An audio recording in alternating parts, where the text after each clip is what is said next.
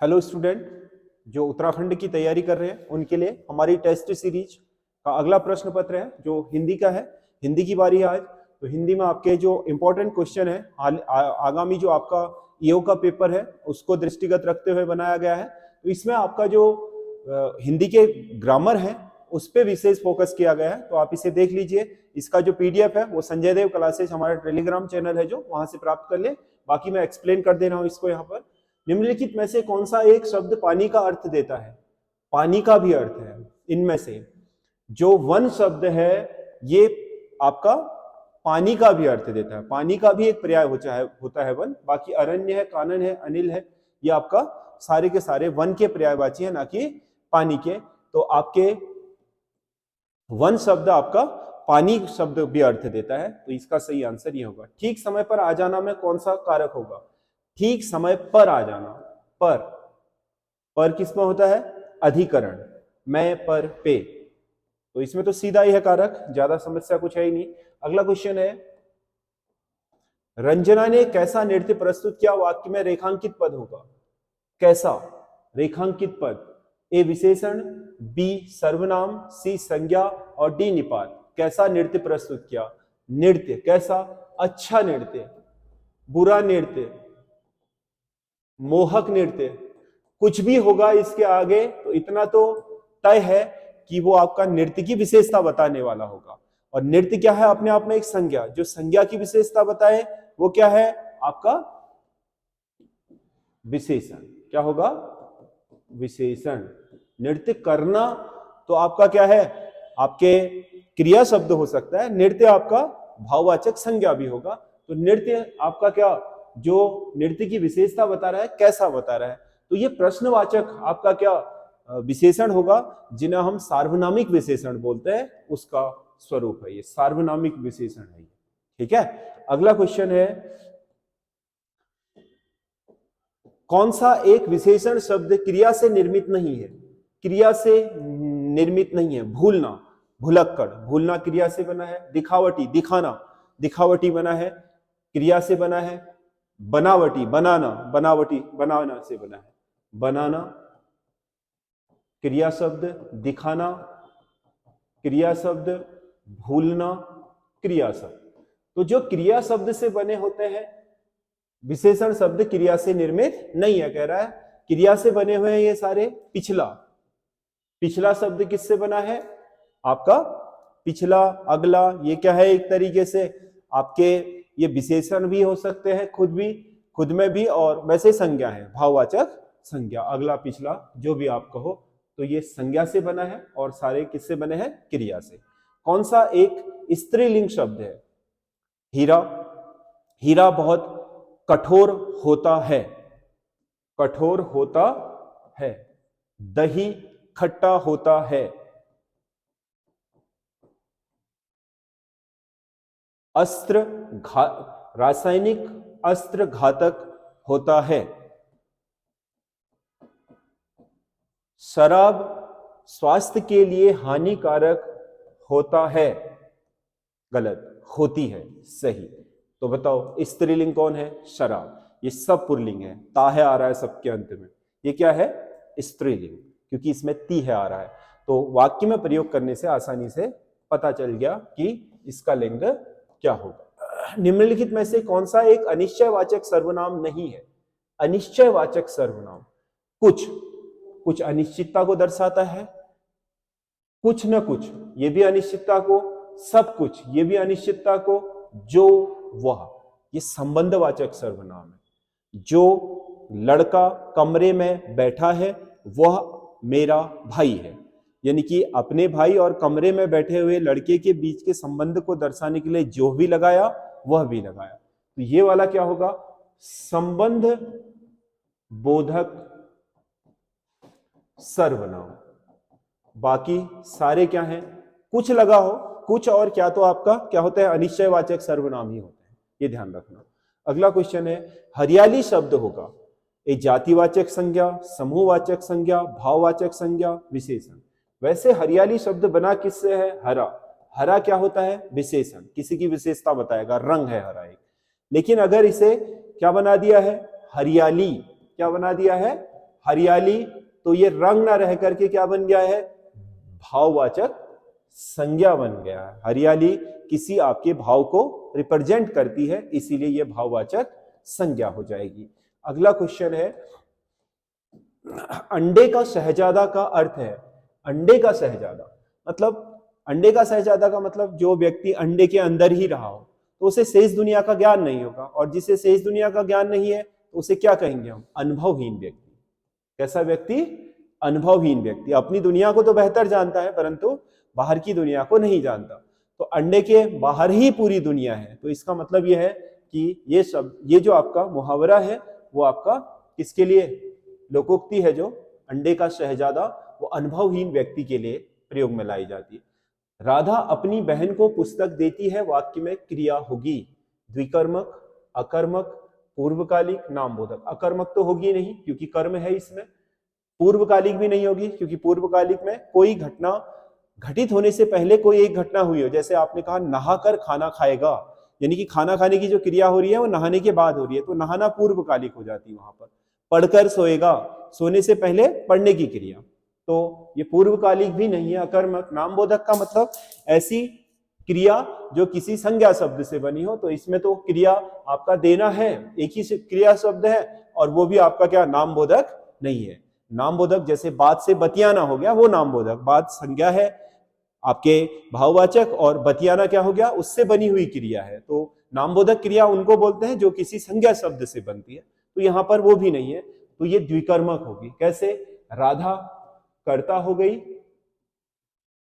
बहन कर्म, जिसके लिए काम को किया जा रहा है, पुस्तक जो काम किया जा रहा है, देने का तो क्रिया काम हो रहा है, और ये दोनों यहां इसके माध्यम है। तो जब किसी वाक्य में कर्ता और कर्म के माध्यम के रूप में जो चीज होती है, वो चाहे कुछ भी हो, वो कर्म होगी। तो यहां उसकी बहन भी कर्म का काम कर रही है और पुस्तक तो है ही कर्म, तो यहां पर कितने कर्म हो गए, दो कर्म। जब किसी क्रिया के साथ दो कर्म आए तो उसे क्या बोलते हैं, द्विकर्मक क्रिया कहा जाता है। अगला, नदी बहती चली जा रही है, वाक्य में पदबंध होगा।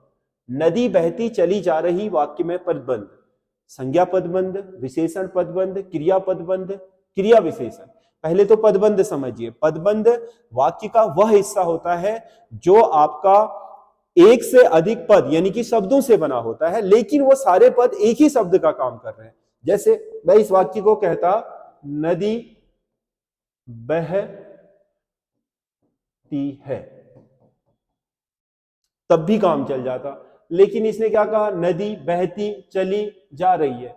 अब बताओ, एक क्रिया शब्द, दो क्रिया शब्द, तीन क्रिया शब्द, लेकिन काम एक ही कर रहे हैं, नदी का बहना बता रहे हैं। तो इसका मतलब एक पद, दो पद, तीन पद, चार पद, ये चार पद एक ही काम कर रहे हैं, किसका, क्रिया का। तो इसीलिए ये होगा क्रिया पदबंध। क्रिया पदबंध कैसा पदबंध होगा, क्रिया पदबंध, क्योंकि इसके सारे के सारे पद आपस में क्रिया का ही काम कर रहे हैं। विशेषण का करते सारे के पद विशेषण, संज्ञा का करते हैं संज्ञा पदबंध, क्रिया विशेषण क्या करते हैं, क्रिया विशेषण पदबंध। पहले तो पदबंध पहचानना जरूरी है कि पदबंध का मतलब क्या होता है। जब एक से अधिक पद मिलकर के वाक्य में एक ही काम कर रहे हो तो उन सारे पदों के योग को कहा जाता है पदबंध। जैसे ये है, बहना ही बता रहे हैं, चला चली जा रही, चलना, जा रहा, बहना, सब एक ही काम हो रहा है, लेकिन क्रिया का ही काम कर रहे हैं, तो ये क्रिया पदबंध होगा। अगला क्वेश्चन है, किस वाक्य में सामान्य वर्तमान काल है। सामान्य, वह पुस्तक पढ़ रहा है, ये अपूर्ण वर्तमान है, यानी कि क्रिया अभी चल रही है, कंटिन्यूअस है। वह पत्र लिखता है, ता है, ताहे वाला क्या होते हैं आपका सामान्य। सामान्य वर्तमान क्या होगा, ता है, तो ये ता है आपका, यही सही है। मेरी जेब में 10 रुपए है, मेरी जेब में 10 रुपये हैं, तो ये भी क्या होगा आपका पूर्ण वर्तमान होगा, बता रहा है स्थिति को। वह भोजन कर चुका है, ये भी क्या होगा, पूर्ण वर्तमान। दीपावली अक्टूबर में मनाई जाती है, वाक्य में वाच्य होगा। दीपावली अक्टूबर में मनाई जाती है। अब ये बताओ, दीपावली क्या है इसमें, कर्म, करता है ही नहीं वाक्य में, देख लीजिए। दीपावली अक्टूबर में मनाई जाती है, ये समय दे रखा है मनाए जाने का, ये मनाया जाने का आपका क्रिया बताई गई है, ये करता है जिसको बनाया जाना है। जो मना रहा है ये थोड़ी कह रहा है कि रमेश दीपावली अक्टूबर में मनाएगा, तो रमेश दीपावली अक्टूबर में मनाएगा कहता तो वहां पर क्या होता, रमेश मुख्य भूमिका में। यहां तो दीपावली की बात हो रही है, कर्म की बात हो रही है। जब कर्म प्रधान होता है तो कर्मवाच्य। तो कौन सा वाच्य, कर्मवाच्य। कर्ता है ही नहीं इस वाक्य में। कौन सा एक परिमाणवाचक क्रिया विशेषण है, परिमाणवाचक क्रिया विशेषण। परिणाम मतलब, परिमाण का मतलब क्रिया होने की मात्रा बताए। सर्वदा क्या बताएगा, काल बताएगा। समय को प्रेजेंट करता है सर्वदा, कालवाचक। सर्वत्र, सर्वत्र क्या बताता है, यहां वहां सभी जगह, यानी कि स्थान को बता रहा है। गलत क्या बता रहा है, तरीका, सही और गलत।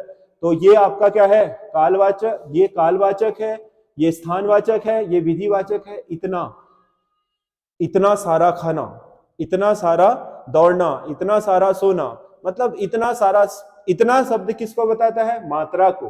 तो ये परिमाणवाचक क्रिया विशेषण शब्द होगा। किस एक शब्द का निर्माण अनु उपसर्ग से हुआ है, अनुचर, अनुचर, अनुत्तर, अनुपमा और अंतर। अंतर शब्द में तो है ही नहीं, उपसर्ग ही नहीं है। अनुत्तर में क्या है बताओ, अनधन उत्तर है ये, उत्तर के आगे लगा है तो अनु नहीं लगा है। ये क्या, इसके किसके आगे लगा है, उपमा के आगे। अन धन उपमा, तो इसमें अन लगा है। ये क्या है, अनु धन चर। तो इसका मतलब किस में लगा है अनु उपसर्ग, इसी में लगा है। इसमें अन लगा है, इसमें भी अन लगा है, इसमें क्या लगा है, कोई उपसर्ग नहीं लगा है। अंतर शब्द अपने आप में पूर्ण शब्द है। किस शब्द में तद्वित प्रत्यय लगा है, तद्वित मतलब जो क्रिया शब्द के साथ ना बना। पठना, पढ़, पढ़ धातु से बना है, क्रिया है। कृपालु, कृपा, कृपा क्या है, भाववाचक संज्ञा। गंतव्य, गया या जाने से संबंधित है गंतव्य। लड़ाई, लड़ धातु से बना है, तो धातु से बने हैं। लड़ना क्या है, क्रिया है। गंतव्य मतलब किसी स्थान के लिए जाना है, तो वो भी आपका क्रिया है। पढ़ना, ये भी क्रिया है। कृपा संज्ञा है। और ऐसे शब्द जो क्रिया के अलावा किसी भी शब्द से बने, ऐसे प्रत्ययों को बोलते हैं तद्धित प्रत्यय। और जो क्रिया शब्द से बने उसे आपका क्या, कृत प्रत्यय बोला जाता है। तो इसका सही आंसर होगा कृपालु। हिंदी वर्णमाला में मात्रा स्वर कितने होते हैं, मात्रा वाले स्वर कितने होते हैं, टोटल स्वर है 11। टोटल स्वर कितने हैं, 11। मात्रा वाले कितने होते हैं, 10, क्योंकि औ की कोई मात्रा नहीं होती। ये हर किसी में, जैसे हमने क लिखा है तो ये अ रहित है, अगर इसे ऐसे बना दे तो ये अ इसमें सम्मिलित हो गया। तो इसका मतलब 11 स्वरों में से 10 स्वर तो ऐसे हैं जिनकी मात्रा होती है, एक स्वर की मात्रा नहीं होती है। तो इसका सही आंसर होगा 10। अगला क्वेश्चन है, निम्नलिखित में से कौन सा वाक्य इच्छावाचक है, कौन सा वाक्य इच्छावाचक है। शायद वह आज बाजार जाएगा, संदेहवाचक, जाएगा शायद, संदेह हो गया है। यह मुझे क्या हो गया, यह मुझे क्या हो गया, तो ये क्या है, प्रश्नवाचक। तुम पढ़ाई करो, तुम पढ़ाई करो, आज्ञावाचक। ये क्या होगा, ईश्वर तुम्हें सफल बनाए, इच्छावाचक। यानी कि किसी की सफलता की कामना करना क्या है, इच्छा है। तो अर्थ के आधार पर यह होगा इच्छावाचक। अगला क्वेश्चन है, निम्नलिखित में से अशुद्ध वाक्य है, वे सज्जन पुरुष कौन है, वे सज्जन पुरुष कौन है, तो यही गलत है। वे सज्जन कौन है होना चाहिए, वे सज्जन कौन है, पुरुष लगाने की जरूरत ही नहीं है। ठीक है, वे सज्जन कौन है, तो यही गलत हो गया, बाकी तो सही है। जो करेगा सो भरेगा। आज शनिवार है, पेड़ पर फल आ रहे हैं, यहां बिंदी लगेगी, पेड़ पर फल आ रहे हैं, है नहीं है हो जाएगा ये, क्योंकि वाक्य में तो इन सब चीजों का ध्यान रखना पड़ता है। ठीक है, आज शनिवार है, ये ठीक है। अगला क्वेश्चन है, अशुद्ध शब्द पहचानिए। ईर्ष्या सही शब्द है, आषाढ़ गलत है, इसमें ये वाला श होना चाहिए, आषाढ़। ठीक है, आद्र सही है, अंत्याक्षरी सही है, तो इसका सही आंसर होगा आषाढ़, क्योंकि ये गलत है, इसका आषाढ़ होना चाहिए, आषाढ़ में। महोत्सव शब्द का संधि विच्छेद होगा, महोत्सव शब्द का संधि विच्छेद होगा। महान है जो उत्सव, आ धन उ बराबर ओ, आधन उ बराबर ओ, गुण संधि आ और उ मिला करके ओ बन जाएंगे, तो ये हो जाएगा महोत्सव। तो महाधन उत्सव इसका सही आंसर होगा। अगला, संतोष शब्द में संधि होगी समधनतोष, समधनतोष। जब आपका क्या है, किसी संधि में पहले पद का अंत मौ में हो या किसी अनुस्वार में हो और दूसरे पद का आरंभ किसी स्पर्शी व्यंजन में हो, तो वो अनुस्वार किसमें बदल जाता है, अपने ही ऊपर। ये मौ शब्द किसमें बदल जाता है, अपने ही ऊपर बिंदु में बदल जाता है, तो ये संतोष हो जाएगा। तो ये आपका व्यंजन संधि है। कौन सी संधि है, व्यंजन, क्योंकि यहां भी व्यंजन में आरंभ हो रहा है, अंत भी किसमें हुआ, और नहीं, ये देखिए व्यंजन में। जब किसी संधि का आरंभ किसी स्वर या व्यंजन में हो और दूसरे का स्वर या व्यंजन, मतलब कोई ना कोई, या तो दोनों व्यंजन हो या फिर कोई एक व्यंजन हो, तो वहां व्यंजन संधि होती है। अगला क्वेश्चन है, आत्मज्ञान शब्द में समास होगा। आत्मज्ञान, आत्मज्ञान शब्द किससे बना है, देखिए, आत्मा का ज्ञान, आत्मा का ज्ञान। जब किसी शब्द, समास शब्द को तोड़ने पर उसके बीच में से कोई कारक चिन्ह निकल आए, तो वो तत्पुरुष समास होता है। ये ध्यान रखिएगा। आत्मा का ज्ञान, आत्मज्ञान का की के, ये तत्पुरुष में भी कौन सा वाला होगा, संबंध बोधक तत्पुरुष होगा। तो इसका सही आंसर होगा तत्पुरुष। कौन सा एक तत्सम शब्द है, बस ये ध्यान रखना बहुवीर्य ना हो जाए। जैसे आत्मज्ञान शब्द का कोई ऐसा अर्थ प्रचलित नहीं है जो बहुत ही प्रचलित हो, इससे मूल अर्थ से ज्यादा, तब वो बहुवीर्य हो जाता है, लेकिन यहां है नहीं कोई। कौन सा एक तत्सम शब्द है, नाक। नाक का संस्कृत में होता है नाक, ऊंचा, उच्च। दक्षिण, दक्षिणी होता है, दक्षिण दक्षिणी होता है संस्कृत में। बच्चा, वत्स कहा जाता है बच्चे को। तो ये आपका तद्भव है, ये तद्भव है, ये तद्भव है, क्योंकि इनके तत्सम ही है। यह अपने आप में तत्सम शब्द है जो सही होगा। अगला, उत्कर्ष का विलोमार्थक होगा। उत्कर्ष मतलब किसी चीज का आगे बढ़ना, किसी चीज का क्या होना, आगे बढ़ना या विकास होना, उत्कर्ष कहलाता है। तो उसका क्या होगा, अपकर्ष का मतलब क्या हो गया, किसी चीज का पतन होना। उत्कर्ष का क्या होगा, अपकर्ष। अगला, फूल का पर्यायवाची है मुकुल, निकुंज, तुषार, प्रसून। प्रसून क्या होगा, प्रसून। प्रसून फूल का पर्यायवाची शब्द होगा। तो ये आपके 25 क्वेश्चन है हिंदी के। आपको कैसे लगे आप जरूर बताइएगा, और उत्तराखंड या अन्य महत्वपूर्ण तैयारियों के लिए हमारे चैनल के साथ जुड़े रहिए। लगातार हम आपके लिए अच्छे से अच्छा कंटेंट बनाने का प्रयास करते रहेंगे। कमेंट जरूर करिए, उससे हमारा उत्साहवर्धन होता है। बाकी जो आप लोग सुझाव देते हो, उसमें से जो करने योग्य सुझाव होते हैं, उनमें हम काम भी करते हैं। धन्यवाद।